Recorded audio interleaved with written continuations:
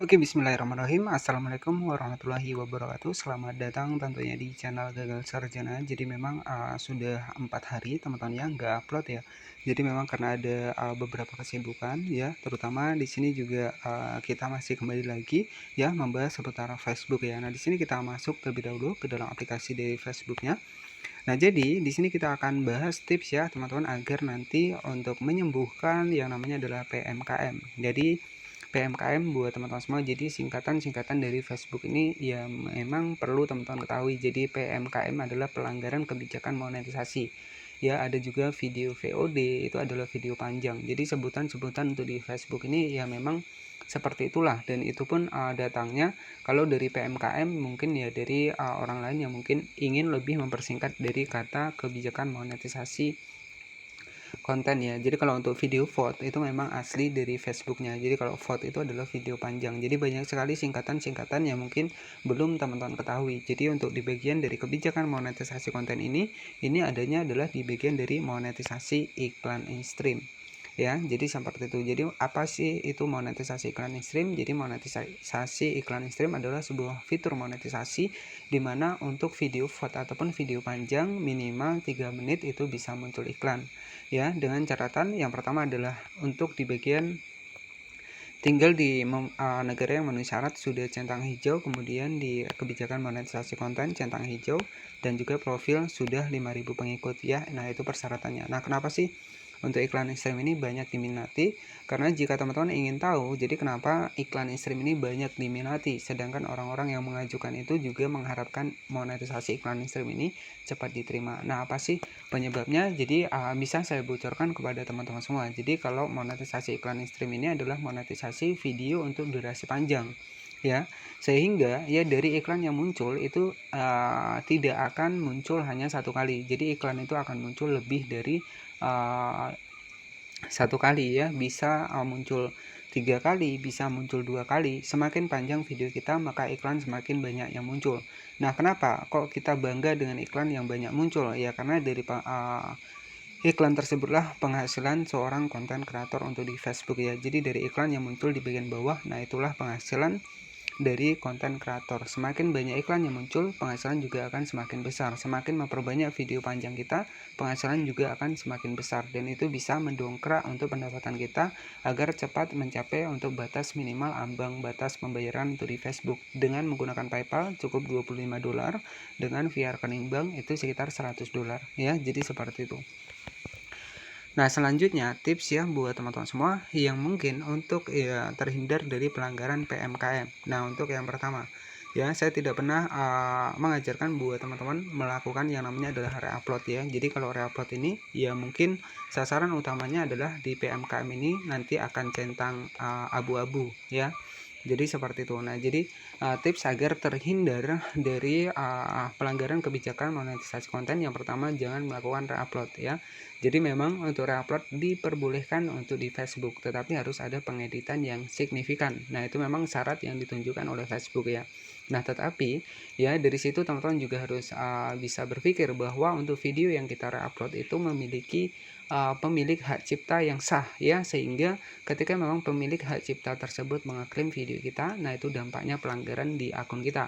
Nah, ini juga perlu saya berikan informasi kepada teman-teman, ketika untuk akun kita sudah terkena pelanggaran itu akan susah dihapus. Nah, itu kunci yang pertama ya. Jadi untuk menghindari PMKM untuk di Facebook, kebijakan monetisasi konten ya, untuk di Facebook ini, yang pertama adalah jangan melakukan sebuah re-upload, dan yang kedua jangan menggunakan musik, karena musik ini dari Facebook sendiri, ketika musik ini memang sudah ada pemilik hak ciptanya. Jadi ya dari Facebook sebenarnya tidak bisa juga ketika kita mengajukan monetisasi sering ditolak. Nah, itu biasanya karena ada musiknya. Jadi musik itu sebenarnya sudah dimonetisasi oleh pemilik hak cipta ya. Kita nggak masalah nggak ada musik, yang terpenting adalah akun kita aman, reputasi aman, dan juga bisa dapat monetisasi. Semakin akun kita bagus, monetisasilah yang akan datang ke akun kita sendiri ya, bukan kita yang mengejar. Jadi seperti itu. Nah, selanjutnya untuk yang ketiga ya teman-teman. Jadi untuk yang pertama tadi tips agar terhindar dari PMKM, jadi pelanggaran kebijakan PMKN ya, jadi pelanggaran kebijakan monetisasi konten. Yang pertama jangan re-upload, yang kedua jangan menggunakan musik ya.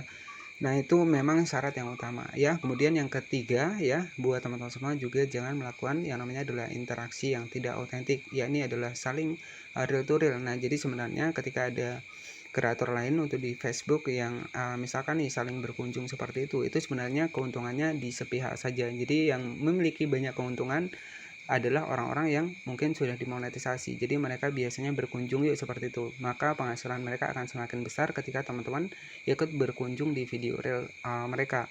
Tetapi teman-teman juga nggak tahu bahwa itu juga bisa merusak untuk reputasi akun kita. Artinya adalah interaksi yang tidak otentik ataupun tidak valid ya.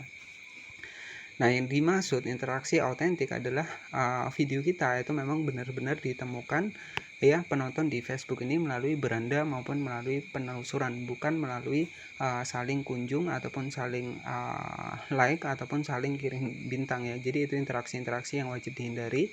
Nah, biasanya terjadi karena iklan nggak muncul, itu adalah adanya interaksi-interaksi yang tidak autentik, sengaja mengklik iklan sendiri. Nah, itulah yang menyebabkan untuk video kita tidak muncul iklan lagi. Ya, kemudian yang kedua, jangan pernah sering follow untuk akun-akun yang lain. Jadi kebanyakan kita follow, nanti yang terjadi akun kita akan nge-like dan juga akun kita akan keluar sendiri. Itu sudah banyak yang membuktikannya, teman-teman. Jadi kalau kita sering banyak mengikuti, itu juga dampaknya juga di reputasi akun kita ya. Jadi seperti itu. Itu masuknya ke interaksi yang tidak autentik ya. Jadi interaksi yang tidak autentik adalah sebuah interaksi yang kita sengaja ya, bukan pengikut itu memang menyukai video kita, itu enggak ya. Jadi memang saling follow ataupun saling memberikan interaksi palsu seperti itu bisa dismonetisasi, artinya monetisasi bisa dicabut ya. Nah, jadi dari Facebook sendiri itu bisa memberikan monetisasi, tetapi dari Facebook sendiri itu bisa mencabut monetisasi. Mungkin teman-teman juga pernah melihat sebuah fitur monetisasi dengan logo merah ataupun monetisasi terbatas ya. Itu mungkin teman-teman pernah lihat postingan-postingan yang lain. Nah, itulah akibat dampak-dampak dari tidak mematuhi kebijakan monetisasi partner untuk di Facebook ini ya. Jadi seperti itu. Nah, itu kunci yang pertama. Nah, kenapa saya bisa berani ngomong seperti ini? Karena saya juga sudah praktek ya. Jadi dari reupload saya juga sudah praktek di beberapa akun teman-teman ya. Dan memang amannya itu cuma 1-2 bulan ataupun sampai 3 bulan saja. Untuk selanjutnya itu kita nggak pernah tahu. Biasanya ya langsung dihapus oleh Facebook ketika memang terjadi pelanggaran hak cipta. Dan dampaknya gaji kita pun bisa ditahan dalam jangka 90 hari ketika ada pelanggaran hak kekayaan intelektual ya. Jadi seperti itu, ataupun hak cipta ya.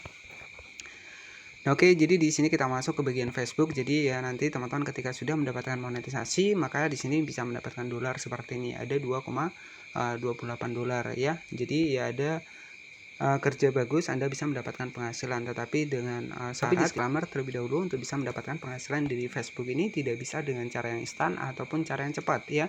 Semua tidak ada yang instan teman-teman ya. Jadi kalau kita ingin naik ke tangga, pasti kita naik ke tangga yang pertama terlebih dahulu. Nggak mungkin kita langsung ke tangga yang ke 100 misalkan seperti itu. Jadi perlu ada proses ya. Dan yang kedua ya buat teman-teman semua nih, ketika agar nanti jangkauan juga nggak turun ya, yang kedua teman-teman pastikan ya membuat video yang diminati oleh pemirsa kita ya, sehingga ya nanti penonton kita itu akan tetap menonton video kita. Misalkan yang paling banyak diminati itu konten apa ya, teman-teman bisa fokuskan di konten tersebut ya. Jadi seperti itu. Nah, oke, jadi nanti teman-teman juga bisa cek di bagian menu pembayaran seperti ini. Nah, di sini ada penghasilan sekitar 7,26 dolar dan itu semua transaksi nanti masuknya di bagian transaksi seperti ini. Nah, jadi buat teman-teman semua, tips agar terhindar dari kebijakan. Oke, jadi tips agar buat teman-teman bisa terhindar dari kebijakan monetisasi konten yang berlogo merah ya. Jadi yang pertama ya jangan reupload, yang kedua jangan menggunakan musik ya, dan yang ketiga jangan melakukan interaksi yang tidak otentik. Jadi itu juga bisa berdampak ke bagian dari kriteria kelayakan dimonetisasi, termasuk dimonetisasi iklan stream. Oke, jadi seperti itu saja untuk tips agar kita bisa terhindar dari pelanggaran kebijakan monetisasi konten untuk di Facebook ini. Terima kasih sudah menonton video ini dari awal hingga akhir. Mohon maaf jika ada salah-salah kata. Selamat malam dan wassalamualaikum warahmatullahi wabarakatuh.